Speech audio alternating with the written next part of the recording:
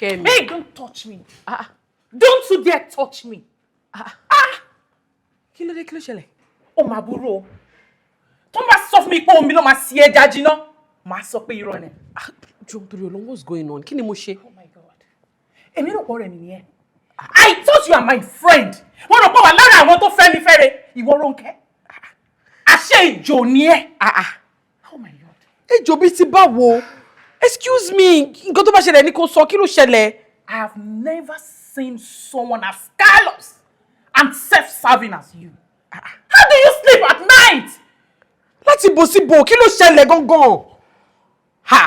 I will leave your house in few days, okay? Why? Torí kí ni mo ṣe fún ẹ? Shit. Ẹ gbà mí. Kí ni mo ṣe? What's going on? Èmi. Carlos.